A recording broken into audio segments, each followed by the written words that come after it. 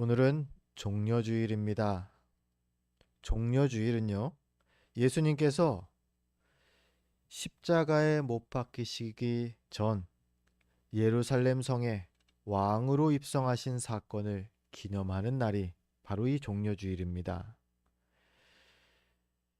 이날은 예수님께서 십자가에서 죽임당하셨던 그 주의 첫째 날, 즉 주일이죠. 그 주일을 종려주일로 우리가 지킵니다. 그래서 항상 부활주일 전주는 종려주일입니다. 자, 오늘 이 종려주일을 맞아서요.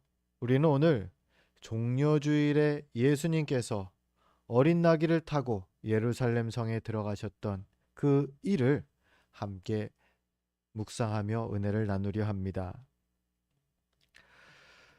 이 이스라엘 사람들, 예수님께서 예루살렘으로 성으로 들어가실 때에 그 곳에 모여 있던 사람들은 크게 두 부류가 있었습니다. 하나는 예수님을 맞이하는 그 이스라엘 예루살렘 그 거주민들, 그 예루살렘 사람들이었죠. 또 하나는 예수님을과 함께 무려 3년이나 함께 다녔던 예수님의 제자들이었습니다.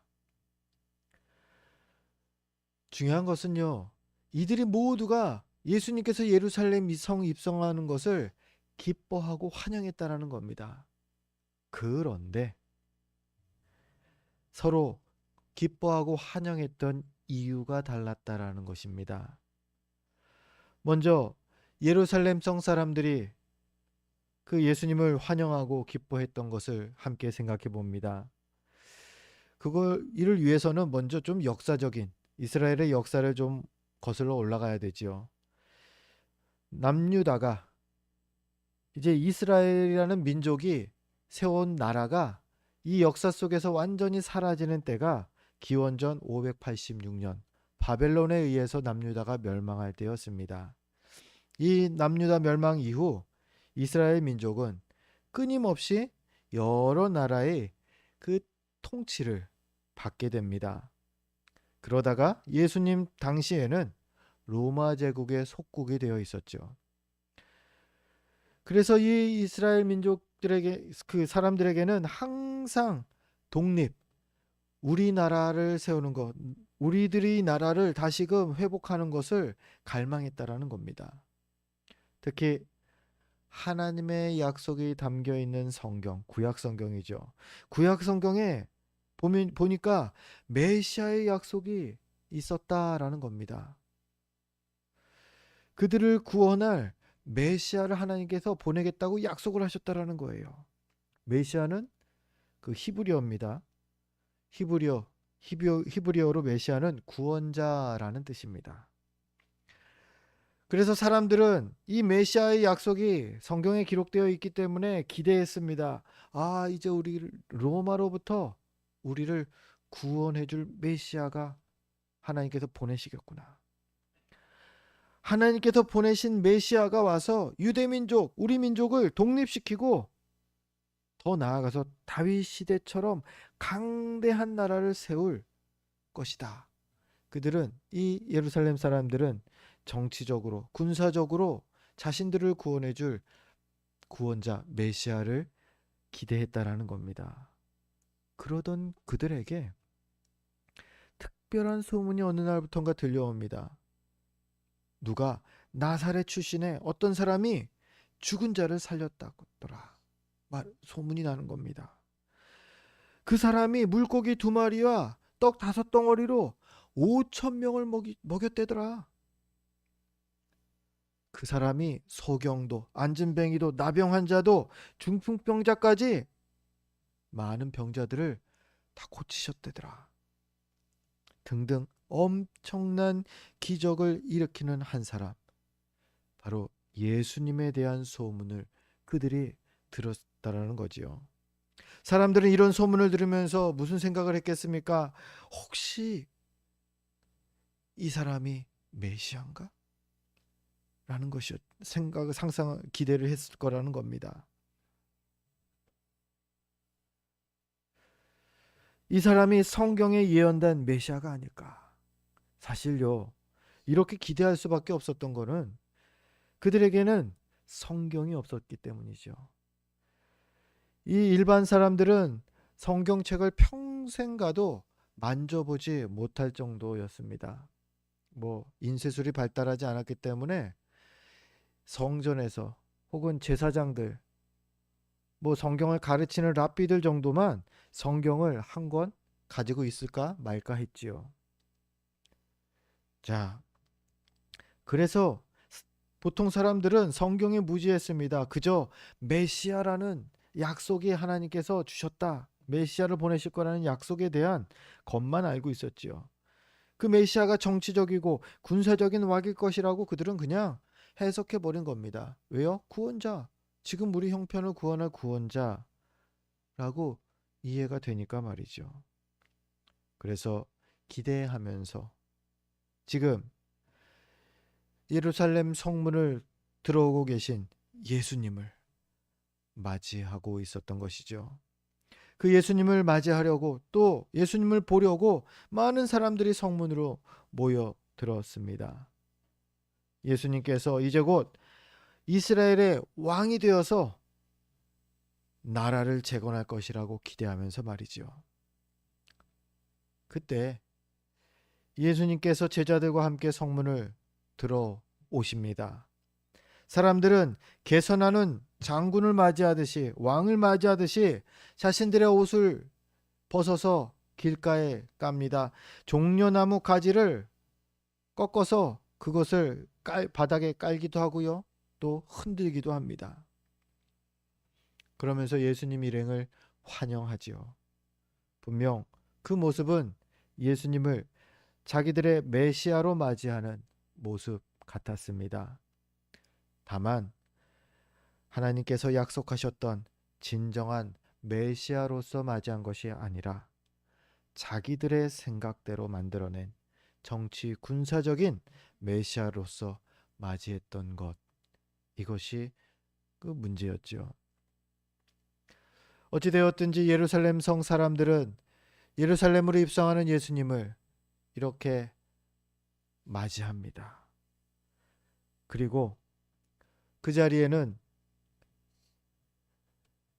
예수님을 수행하면서 함께 들어오고 있는 제자들이 있었죠. 12제자는 3년 동안 예수님과 함께 했습니다. 그 3년을 함께한 제자들이 예수님 곁에서 함께 성을 걸어 들어가고 있는 것입니다. 사람들의 환호 소리를 듣습니다. 자신들의 메시아를 위해 깔아둔 종려나무가지를 함께 밟으면서 제자들은 사람들과는 좀 다른 기대를 하고 있었습니다. 바로 예수님께서 나라를 세울 것이고, 여기까진 같은데 이제 나라를 세우시면 자기들이 이제 높은 지위를 얻게 될 것이다 라는 그런 출세에 대한 기대를 가지고 있었죠. 어떻게 합니까? 마태복음 20장을 보니까 이러한 야고보와 요한의 어머니가 예수님을 찾아온 장면이 기록되어 있습니다. 야고보와 요한, 예수님의 그 제자들의 어머니가 찾아와서 하는 말이 이렇습니다. 주님, 제 두 아들을 주의 나라에서 하나는 우편에 하나는 좌편에 앉게 하옵소서. 뭔가 좀 좋은 직책을 주십시오라는 그러한 그 요구죠. 이게 부모 어머니들의 치맛바람은 지금 유별난 게 아니라 이때에도 있었던 것이 보여집니다. 그렇습니다. 야고보와 요한, 또 그의 어머니는 기대했을 겁니다. 주님이 나라를 세울 것이고 그 나라에서 우리가 아주 중요한 직책을 맡게 될 거야. 출세하게 될 거야. 저 높은 고관이 되고 많은 부를 얻게 될 것이야. 그럼 야고보와 요한만 그랬을까요? 아니요. 이렇게 야고보와 요한의 어머니가 예수님께 고했을 때 그 옆에서 듣고 있던 다른 제자들의 반응이 마태복음 20장 24절 이렇게 나옵니다. 그 두 형제에게 분히 여기거늘 우스갯소리로 듣지 않았다라는 거예요. 에이, 그거 아닌데 하면서 절레절레 하면서 뭐 설명하려고 하지 않았고 오히려 분히 여겼다 말합니다. 왜요? 같은 생각이었거든요. 주님이 나라를 세우면 내가 저 자리에 앉아야지. 내심 자기들이 다 그 생각을 하고 있는데 누가 대놓고 요청을 하는 겁니다. 어머니까지 모시고 와서. 그러니 화가 났겠죠. 동상이몽이라는 말이 있죠. 한 침대에서 같이 자는 부부라고 해도요. 꿈은 다른 꿈을 꾼다라는 말입니다. 오늘 제자들도 그랬습니다. 무려 3년이었습니다. 3년 동안이나 예수님을 따라다니면서 그 가르침을 듣고요.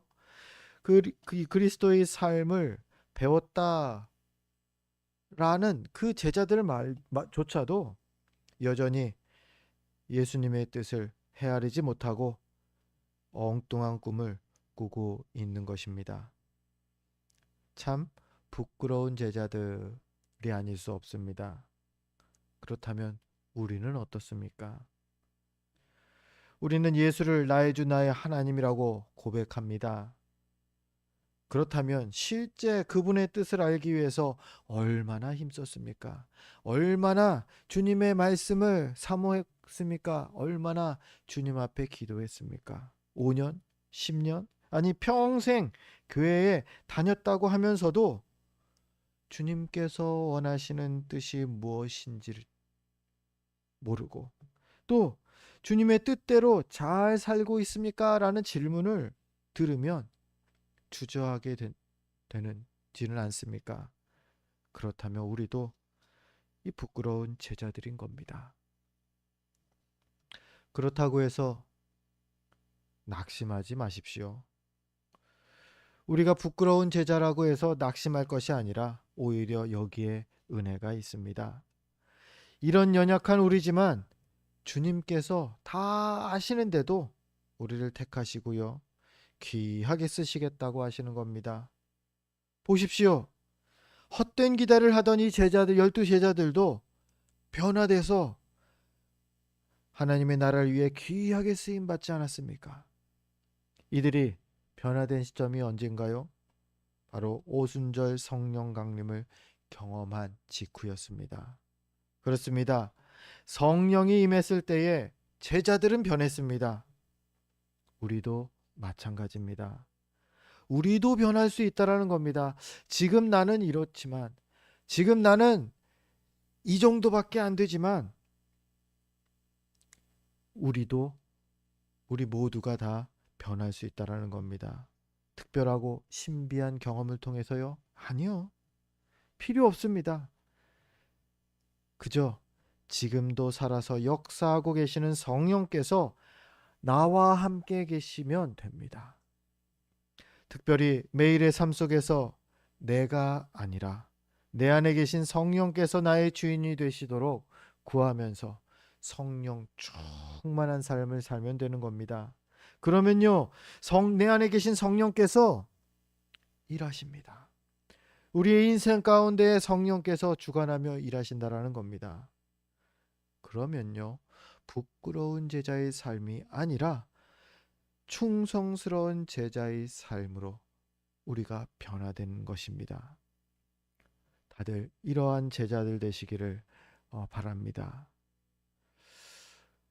오늘 사람들은요, 정치 군사적인 메시아를 기대했습니다. 또 제자들은요, 자기 출세를 위한 메시아를 기대했습니다.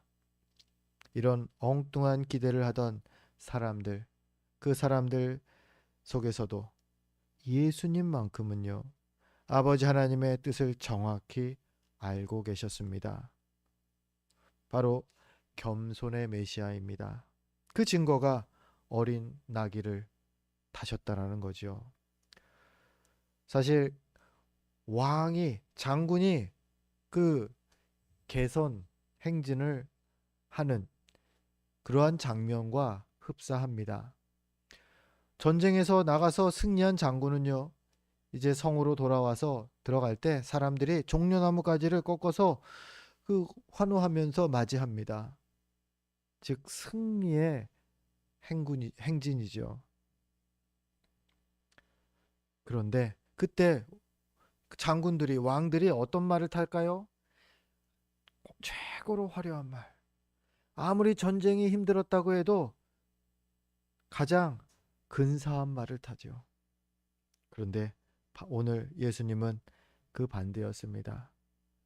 나귀를 탑니다.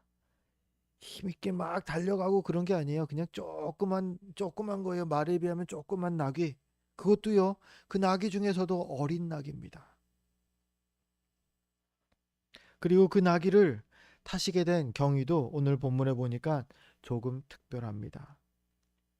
예루살렘에 들어가시기 전 예수님은 제자들에게 한 장소를 말씀하시면서 거기 있는 어린 나귀를 가져와라 명령하십니다. 돈도 내지 않고 그냥 묶여 있는 거 풀어서 가져오라는 겁니다. 심지어요, 예수님께서 가려는 제자들에게 한 말씀 더 하십니다. 오늘 본문 31절인데 이렇게 말씀하시죠. 만일 누가 너희에게 어찌하여 푸느냐 묻거든 말하기를 주가 드시겠다 하라. 그러면 그냥 줄 거라는 겁니다. 그리고 진짜 예수님의 말씀하신 그대로 됐다라는 거죠. 여러분, 어떻습니까? 상식적으로 이게 말이 됩니까? 참 상식적이지 않은 상황입니다. 뻔뻔하게 남의 나기를 요구하는 제자들도 그렇고요. 또 그런 요구에 순순히 응해서 나귀를 내어주는 주인도 너무 상식적이지 않습니다. 이 상황은요, 우리의 세상의 상식으로는, 우리의 지식으로는 이해할 수 없지만 믿음의 눈으로 보면 다 이해가 되는 사건입니다. 이건 모두 하나님께서 예정하신 일이었기 때문이죠. 그곳에 아무도 타보지 않은 나귀 새끼가 있던 것도요.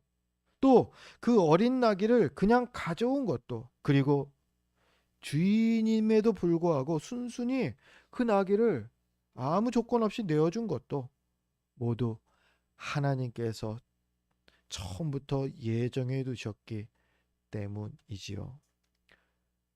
그것도요, 그냥 그 직전에 막 갑자기 막 계획하시고 막 뭐 밤에 꿈에 나타나시고 어떻게 하셨는지 모르겠어요. 그런데 그 직전에 하신 게 아니라 그 계획은 오래전부터, 태초부터 계획하셨던 일이라는 겁니다. 그리고 그 하나님의 계획을 언제나처럼 미리 말씀해 두셨습니다. 그게 바로 예수님께서 예루살렘에 입성하시던 그때로부터 무려 600여 년 전 선지자 스가랴를 통하여서 예언해 두고 계시죠. 스가랴서 9장 9절 말씀을 우리 주보를 보면서 같이 함께 읽어보려고 합니다. 함께 읽겠습니다. 시온에 따라 크게 기뻐할지어다. 예루살렘에 따라 즐거이 부를지어다. 보라, 내 왕이 내게 임하시나니 그는 공의로우시며 구원을 베푸시며 겸손하여서 나귀를 타시니 나의 귀에 작은 것 곧 나귀 새끼니라. 아멘. 이거 지금 예수님 예루살렘 입성하는 거 말씀하시는 거 아닙니까? 아니요. 성경 찾아보시면 아시겠지만 스가랴서입니다. 마태복음이 아니라 스가랴서고요. 스가랴 선지자가 생존했던 때는 이 남유다가 멸망할 즈음 전후식이었다라는 거예요. BC 586년. 이미 그때 하나님께서는 예루살렘으로 입성하는 예수 그리스도, 특별히 어린 나귀를 타고 입성하실 예수 그리스도를 미리 예고하고 계신 것이었죠. 예수님이 어린 나귀를 타고 예루살렘에 들어가실 것을 말씀하시면서 왜 하필 어린 나귀라고 말하셨을까요? 근사한 말, 웅장한 장군의 말이라고 말하지 않고 어린 나귀를 타고서 왜 나귀를 탔다고요? 어린 나귀를 탔다고요? 겸손하여서라고요. 그렇습니다. 하나님께서 우리에게 보내시는 메시아는 정치 군사적인 왕도 아니었고요. 출세를 만들어주는 그러한 메시아도 아니었고요. 겸손의 메시아였던 것입니다. 그리고 예수님께서는 하나님께서 이렇게 미리 말씀하셨던 대로 그대로 이 땅에 겸손의 메시아로 찾아오신 것입니다. 여러분은 이 예수님을 믿는 목적은 무엇입니까? 오늘 예루살렘성 사람들처럼 무언가 우리 나라를 위해서입니까? 무언가 훌륭한 업적을 이룰 것을 기대하면서입니까? 영웅을 기대하십니까? 아니면 개인적으로 나의 출세를 위하여서 예수를 믿기 시작하셨습니까? 오늘 성경은 엉뚱한 걸 기대하고 있는 사람들을 우리에게 보여줍니다. 그런 그들을 바라보시는 예수님의 마음은 어떠하셨을까요? 참 많이 안타까우셨을 겁니다. 2000여 년 전 종려주일에 예수님은 메시아로서 예루살렘 성에 입성하셨습니다. 그것은 로마로부터의 구원을 위한 것도 아니었고요. 세상 나라를 세우고 제자들에게 부귀영화를 안겨다 주려는 그러한 구원도 아니었습니다. 오직 온 천하 만민에게 죄와 사망의 굴레를 벗겨주고 자유를 얻게 하려는 생명의 구원이었습니다. 이 생명의 구원을 위해서 예수님은 엉뚱한 상상을 하고 있던 사람들 사이를 지금 지나가고 계신 겁니다. 자신을 희생하기 위해서 예수님께서 그 길을 걸어가신 것이죠. 예수께서 걸어가신 그 길은 죄와 사망의 권세 앞에 주의 이름으로 오시는 왕으로서 전쟁을 선포하는 길이었습니다. 우리는 이런 주님의 마음을 알고 주님과 함께 가는 충성스러운 제자가 되었으면 합니다.